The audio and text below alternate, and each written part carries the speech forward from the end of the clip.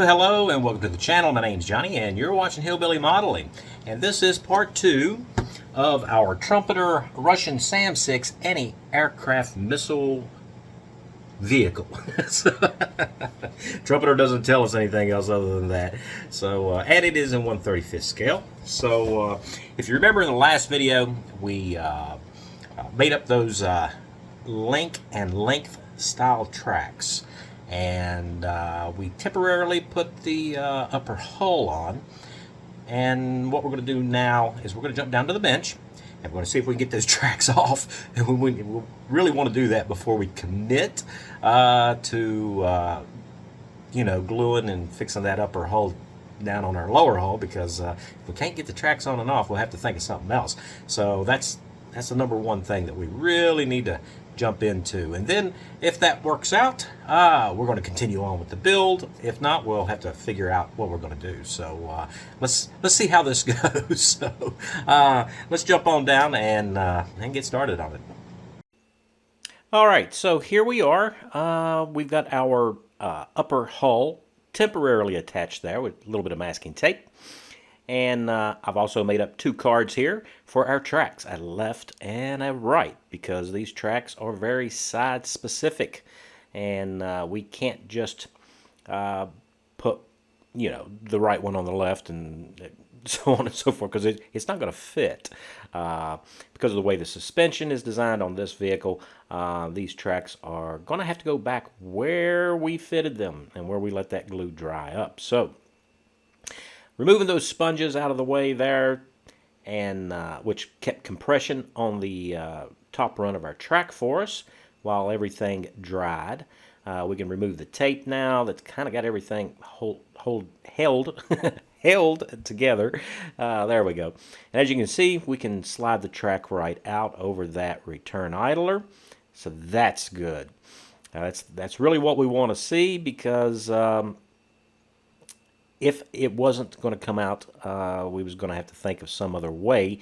But we don't even need to worry about that now, because it'll come out. So we're in good shape. So we're working on the right side first. And I think maybe just see if I can get it to come off right here. Now these drive sprockets are kind of tight, which is good. There it is. And then we can just pull the drive sprocket right out, and now we have our track sections.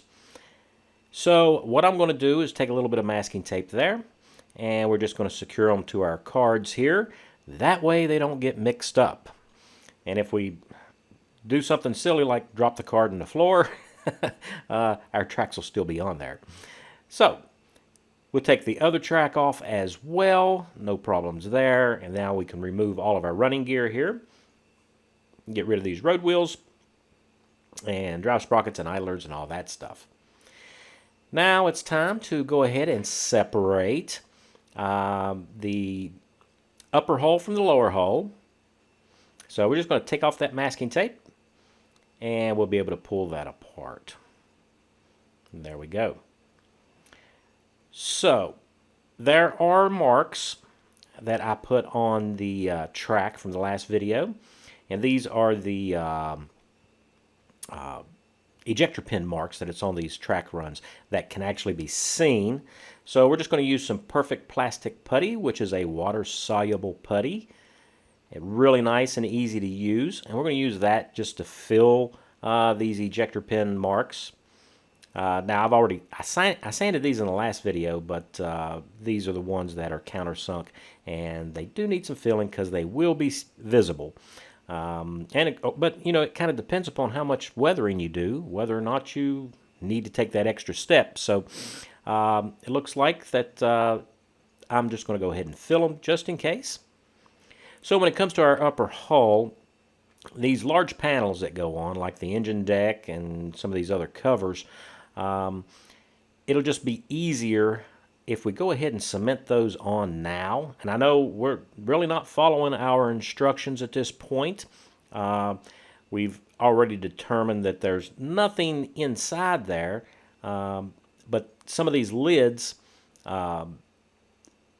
kind of overhang, so it would be a little bit hard to get those cemented into place. Also, with this engine deck, there is a gap. So I'm just going to go ahead and fill it with our perfect plastic putty. And get that right into that crack there.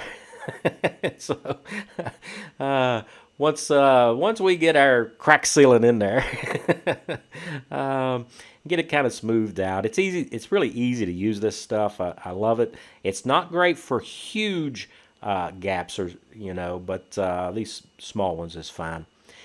So we'll just use a cotton swab, slightly moistened here. Since this is a water soluble, we can really just smooth that out. So we don't, no sanding required, and that's what I like about this stuff. It'll fill those gaps and easy cleanup. So with those large panels and doors already installed, we can go ahead and mate the upper hull to the lower hull. And we already did our fitting and everything in the first video on this. And if you haven't seen the first part, you might want to take a look at that, because there is a little bit that we had to do to make sure that this was going to go together okay. So it's always a great idea to go ahead and do test fitting. All right, so step 3, there are some small pieces that need to be installed. These, I don't know if you call them gussets or whatever, they need to go on. One of the problems, though, is that the holes for the tabs for them is not necessarily the right size. Rather than to try to trim those out or thin the part, I'm just going to use, to me, extra thin to soften that polystyrene plastic. And that should give us, and we're going to try it here and make sure, but we should be able to, with that plastic slightly softened, we should be able to get those parts to slide right in. And as you can see, this one went in, so that's not a problem.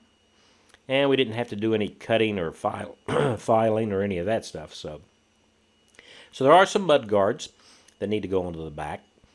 A little tab that's going to slide into a small slot there. And just put our, to me, extra thin on it there. And there is a little cutout on the corner that kind of wraps up to the underside edge there of our upper hull. So I think it's probably a good idea that we did go ahead and put the upper hull on. And then we have some sort of a little pin that goes right there on that block where our toe attachment is. So we'll just go ahead and put that in place. And it seems to be that we are doing the, using the, to me, extra thin to soften up those connection points so we can get those fully seated. So we just have to do the other side now. So back in step 1, we kind of skipped all these attachments on the front until after we've gotten our upper and lower hull joined. So now we can go ahead and put these little items on. So we do have a couple of bolted on square plates. Well, they're actually not square, they're rectangular, but anyway, square enough for a hillbilly, I guess. So we put those plates on, and then we also have 3 eyelets that need to go on. And there are these little small indents there where it allows us to locate these. And we also have a plate that's going to go on the front of the vehicle. And we'll just have to cement that into place too. And we just check to make sure everything's lined up and that it all looks right. So that we've covered everything. Now we can go ahead with step 4, and now we've already got some of this stuff on, but we're just pretty much now we get to follow the instructions. Now the tow cable, we'll probably leave that off. So we actually need to investigate that and see if we can do the tow cable and get those eyelets over those connection points before we commit to doing the cable later. And there are various parts here. This is a little vent cover, and it has 2 different size pins so that you don't get it reversed, which is a good idea because you could always get it backwards. And of course when I laid it down, I missed the holes. So there we go. Tweezers to the rescue. And we have various other parts that we need to put into place. And it's just a matter of getting everything located correctly. So we do have this large plate here that's going to go on the right hand side of the vehicle. So we have a small block that we need to attach there, and then of course we have this cylinder looking thing. I don't know if it's like some sort of radar or whatever that's built into the vehicle, but it does fit rather loosely, so we're going to cement this up and check to make sure that it is center of the ring as best we can get it. We don't want it to be way far off on one side. And then we just have to attach it to the vehicle. It does have an alignment pin that keeps everything from being askew. How about that for a hillbilly word? So a little bit of TME extra thin, and we're going to press it down and make sure that we got good contact there. Now we can go ahead and attach the next parts in step 4. That's the driver's hatch, and then there is a centerpiece also that splits these front hatches. I think these are more like viewports with armored covers, but either way, we do need to put that divider in there. So next up we have our headlights, and they do have a half moon peg and hole kind of arrangement there. And these are the headlights with the blackout shields on them. So we're just going to kind of get that pressed together a little bit. Now if you have trouble getting these parts to go together, and for some reason a lot of these parts from Trumpeter are kind of like this. They it's like the dimensions are too good, if that's you know, kind of a way to think about it. They don't give you very much slop, you know, so sometimes the parts fit extremely tight, which we found out, you know, when we was putting our drive sprocket cover, or no, final drive covers on. So, and we are using the TME extra thin there in the little holes to assist, not only to hold the part, but if the part goes in kind of tight, it'll kind of press in without too much trouble. These little bitty parts that we're putting on now, I'm sure that those are the blackout markers for the front of the vehicle. And we just need to get those on and get everything lined up so that everything looks decent. Now going back to that tow cable that we talked about, I want to make sure that I can slide it over that T-style towing attachment there, which we can. Which means we can later on make up our tow cable and not have to worry about doing it at this particular point in time, which will definitely make painting and weathering and everything easier down the road. So check fitting that is a good idea. And then we can just go ahead and attach these Russian style toe points and a little bit of TME extra thin. That'll get that secured in place for us.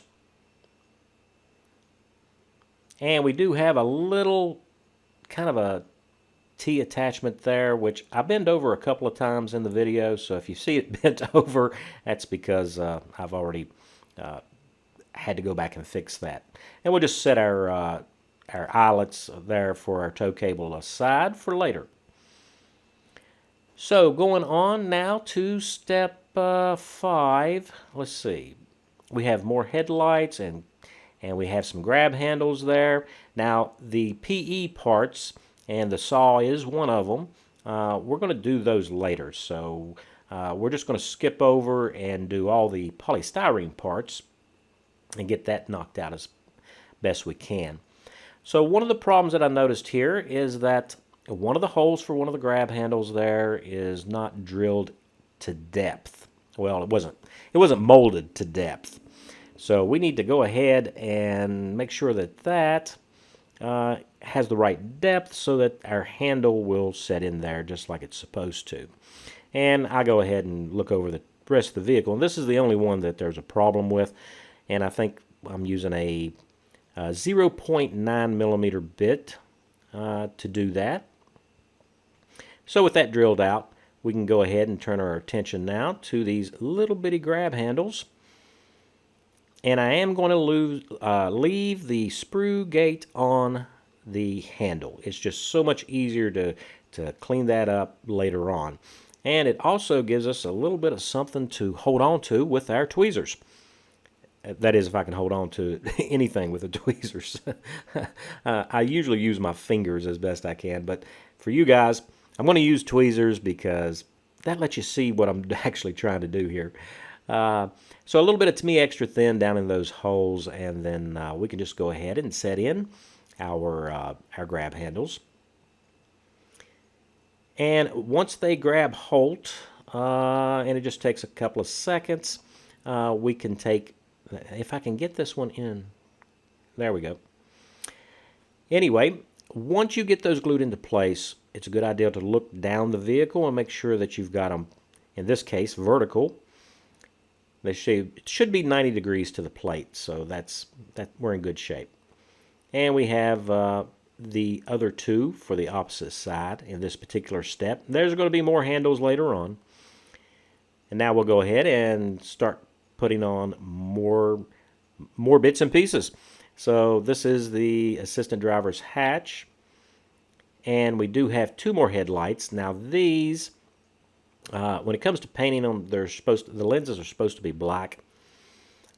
So that leads me to believe that these are the infrared light emitters. And so they'll go right next to the blackout drive lamps. And pretty much just the same thing as we did before. And we want to check our alignment. There is a little bit of wiggle room there, so we just want to make sure that everything lines up and looks correct. And we have the one for the opposite side as well. And we'll go ahead and stick that into place.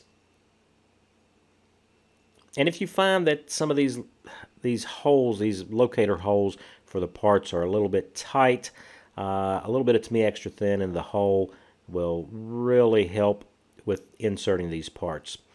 And on to step 6. So we do have a couple of things to do. We've got to make up those little storage boxes there on the quarters, the forward quarters there. So we'll go ahead and jump down and get to work on these. So we have, I think this is some sort of vent.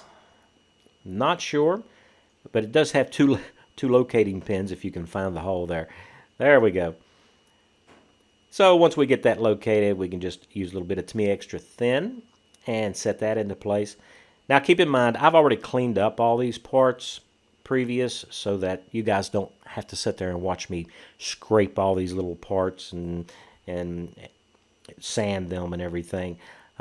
Some of the issues that I do find with these parts here in this trumpeter kit is that they can have a slight little bevel on their edges from where they came out of the mold. So a little bit of cleanup is going to be required, you know.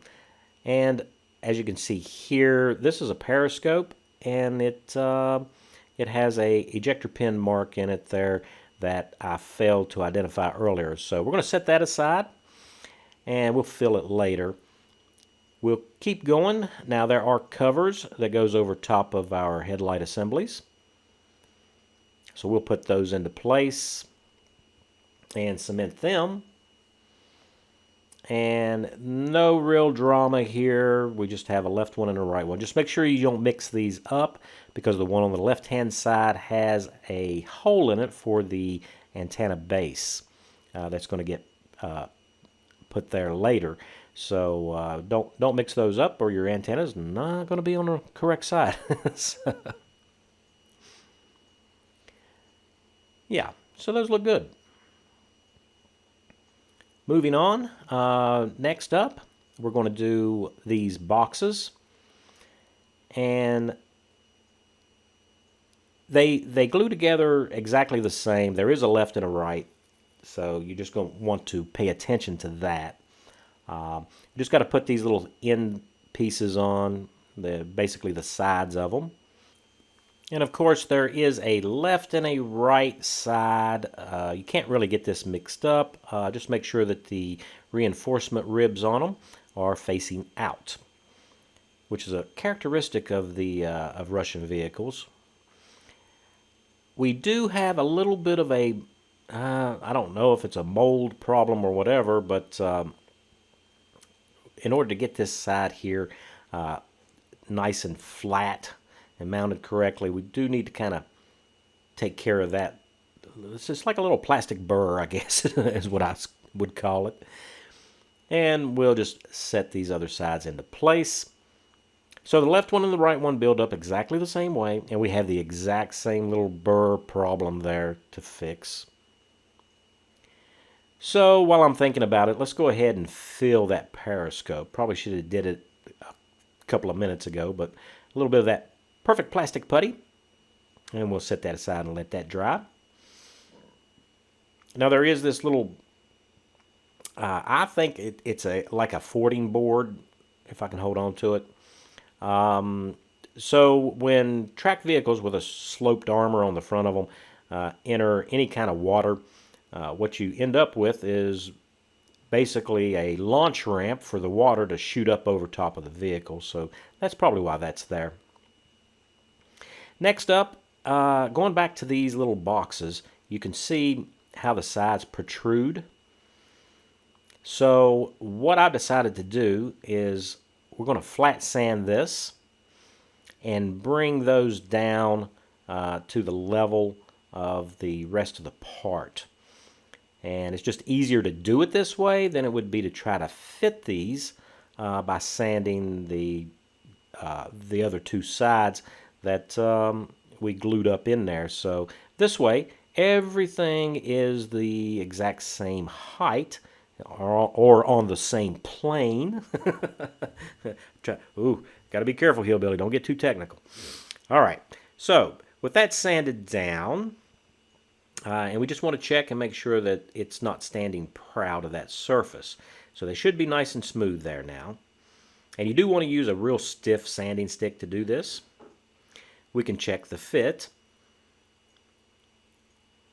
And as you can see right there, it fits perfect.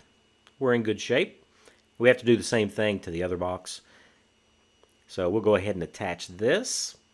A little bit of to-me extra thin to hold it into place. So there are a couple of little bitty bracket halves, I guess you would call it, on the bottom end of this box. And then it's got that large tab that goes into the upper hull. So you need to check and make sure, because there is enough play room here that you could glue these on a little askew. So, moving back to this periscope, we will take and sand that off. Now, I'm choosing to sand it rather than to use water to smooth it out, because I don't want to leave a kind of a divot or a pocket in it. But there is a little bit of a sinkhole because this is a water-based putty, and you know, as it dries it may shrink a little bit on us. And as you can see there is a little spot that needs to be fixed, so I'll go ahead and refill that and we'll sand it again later. So going back to our instructions, step 7, now we already have our engine deck in place, but there's some PE parts here, but we're not going to mess with the PE. The part that we're going to do is this rod assembly with these, well, they're not really hinges. I think they're there to add tension to keep the lid up rather than falling down. So I'm not going to assemble it the way they want us to in the instructions. Of course, you know, Hillbilly does his own thing. So what we're going to do here is we're going to put the rod in place first. So there are two little indentations here that are going to hold the ends of this. And you see they kind of got those rectangular ends on them. And we will just snake that in underneath the edge of our engine deck. And set those right into those little recesses. And pop them down into place. Make sure it's fully seated.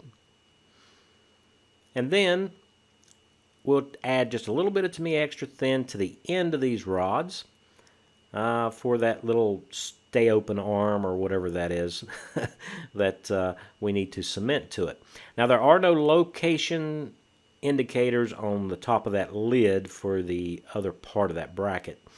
So you just kind of line it up, make it look square, and then touch it with a little bit of, to me, extra thin, and that'll hold everything into place. And we're going to do the exact same thing with the opposite side, if I can hold on to it there. There is a little notch in the end of those rods that holds that link, and then we'll just cement it down.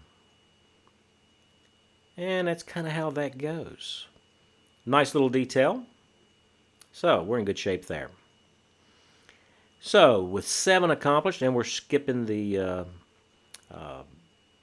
PE, we'll go on to step 8. So we do have these hinge assemblies here that we need to put in, and then there is a center hatch of some kind there with some other optical stuff on it. So we'll start off with these hinges. And as you would expect, which seems to be pretty much what is going on with this entire kit, the holes for the tabs, the locator tabs, aren't quite the right size, so rather than do a bunch of trimming and everything, I'm just using the, to me, extra thin to kind of melt. We're just melting our way down until it seats, and that kind of makes the build go a little bit quicker for us.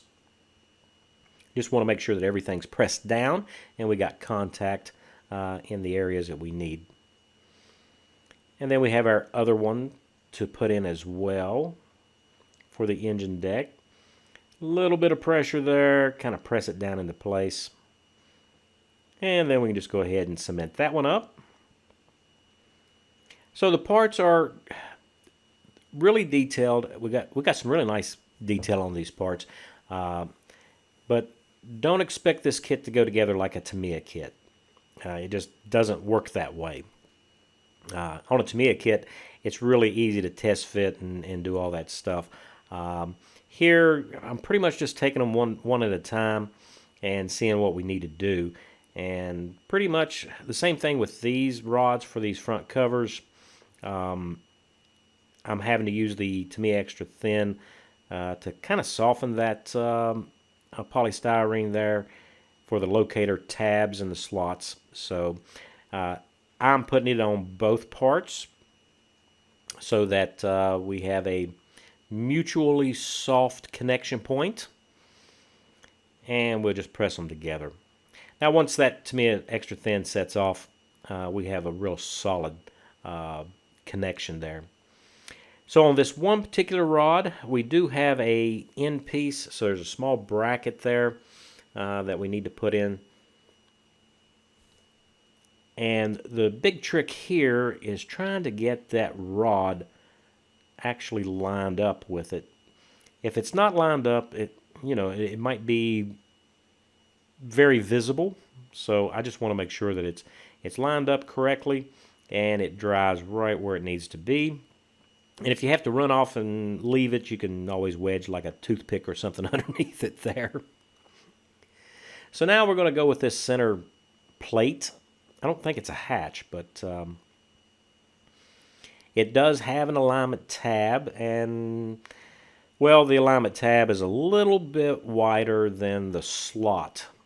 So I'm just going to kind of melt that together there too. And then it goes right in. And we'll go ahead and cement this into place. Now it also has a periscope. So there are 3 periscopes on the front. Well, there's actually more than that, but apparently there must be 3 seated positions in the front of this vehicle. I can't imagine why there would be a periscope there in the middle unless there's, somebody sitting behind it. So, and then we do have this vent that goes on. I think it's a vent. I'm not sure, but and I did get a big blob of Tamiya extra thin right on top of that driver's hatch. So we're just going to soak off most of it, and don't touch it, don't mess with it. It looks bad right now, but it'll be fine. Just let it set off and dry, because it's mostly just solvent. It'd be a little shiny spot, but that's fine. Won't be an issue. Once we get everything painted, it'll be fine. Now here's that antenna base that I mentioned before. It goes right over the top of the headlight shield. So the next 4 parts we're going to put in actually go up underneath the edge. If you can see what I'm doing. I'm sorry for the angle, but they are little brackets, as you can see right there. There it is. So there's 2 for either side. So that's the first one. And here we are with all 4 of them. Now there is a PE part that goes on the top of each one of these. So we want to make sure that this is cemented into place securely, and we let that dry completely. So back to our periscope that we had to fill. I'm kind of happy with that result after getting it sanded off. So we'll go ahead and mount that into place so that we don't forget about it. So let's see, where are we at? Step 9. So we have these, well, we've got some hatches and stuff to go on, but those large, long pieces. Oh, and there's those little clips that I was talking about that will go on later. And we're just going to leave them off for now, and we can go ahead and do our tools too. So, yeah, we'll get these large hatches and covers in place, and we're just skipping over the PE for now. We'll start off on the front of the vehicle, and these just drop right in. A little bit of cleanup on them, of course. Not really a whole lot. And we can just cement these into place. Now, each one of these covers also have a handle. And again, I have left the sprue gate long on those handles. It gives me a little bit of something extra to hold on to. And it's just so much easier to clean these up later. You don't have to worry about losing them. You know, they're securely attached to the vehicle. Just don't use a lot of pressure. You got to be really, really gentle. Now we can attach our shovel. So we're getting these pioneering tools into place here. So the shovel goes on, and then next we have our hammer. So I'm using the exact same method as before, just to make sure that everything slots together. And we'll just align our handle there. I kind of want those handles to be vertical. Now when it comes to our axe, the handle actually goes down underneath the shovel. So I probably should have put that on first. But it's not a big deal. We can just slip it up underneath there. And then kind of find our locator again. And then square the handle up there. So these pieces, I don't know if they're like walkways or if they are removable from the vehicle in case the vehicle needs added traction, or is it for leveling the vehicle maybe? I don't know. So, but anyway, you got a shorter one and a longer one, so you can't mix this up. Well, even though I tried to mix it up, it did not look right. So we're in good shape here. There are not positive locators for these, so you kind of have to push them over and eyeball them and check to see that they're straight. And we have another grab handle. Big surprise on a Russian vehicle, right? Same thing with this one. We'll do the exact same process later on. And we got 2 more for this deck cover. So we'll go ahead and set these into place. And the way I'm doing this, as you can see, is I put a little bit of, to me, extra thin in the holes. And then we just set the handles down into the holes there. And then check and make sure that our alignment's good. So we do have like a rain guard of some kind, I guess, that goes over top of this rear compartment hatch. Just need to cement that into place, and it fits just fine. And we do have some plates. that come down off of this large, I don't know if it's a storage box cover or what, but the plate underneath there actually goes up underneath the one that I put on first. So I just want to make sure that they're kind of lined up with one another there, if I can say that, one another. So plenty of cement here, you know, make sure nothing's going to pop off. So on the rear of the vehicle, we do have some brackets.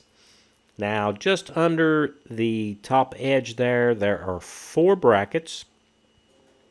And these actually, excuse me, these actually hold some bottles, some probably compressed gas bottles of some kind.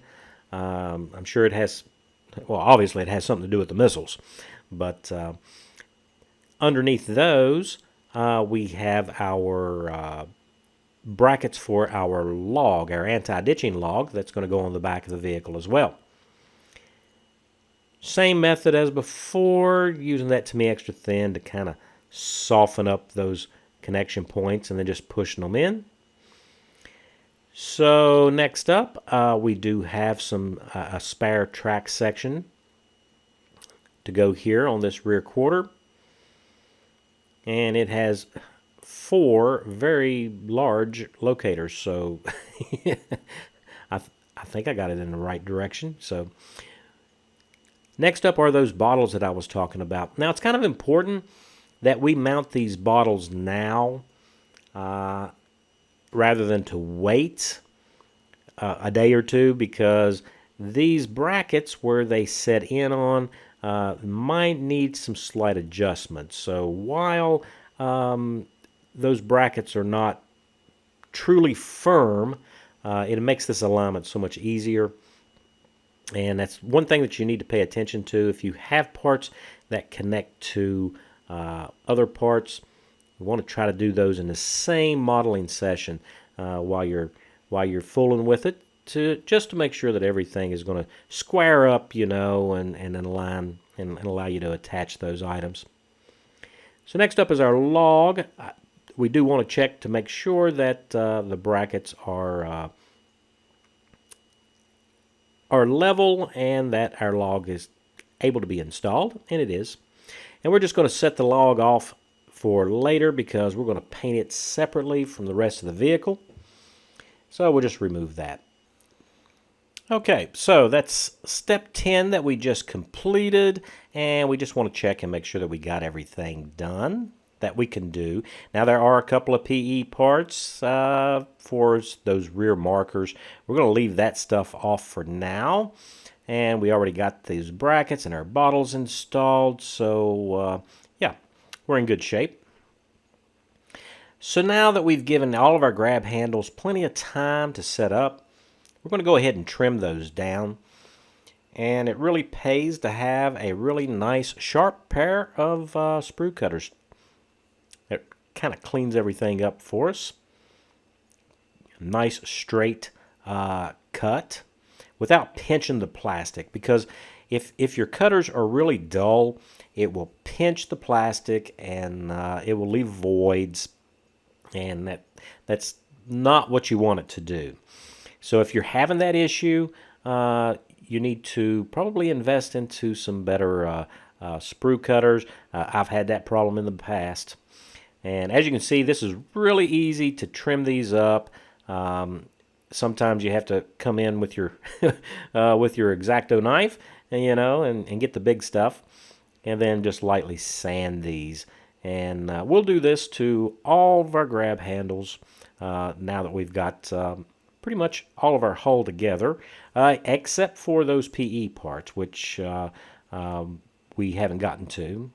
So, going back to our instructions, we'll go ahead and flip the page, and okay, step 11. That's where they wanted us to mate our upper and lower hull together, but I just feel this approach, getting it on early, really helps you out in the build. Well, okay. That's going to have to wrap up part 2. Now, we got quite a bit done. We put a lot of parts on. And we had to do the little modifications there for these little storage units here that's on these front quarters, because with the sides installed we had to sand those down, and so we'd have a good fit there. And that's the thing, you want to make sure that as you're fitting and going through and building, that you think ahead into the next thing, because if it doesn't quite look right, you know, check it out and see if it's leaving large gaps and stuff like that, because before you commit to glue, you need to take care of that stuff. Yeah, so we're looking pretty good. And one of the things that we did not get to is our PE. So did not get to this in this video, so we're going to pick up there in part 3.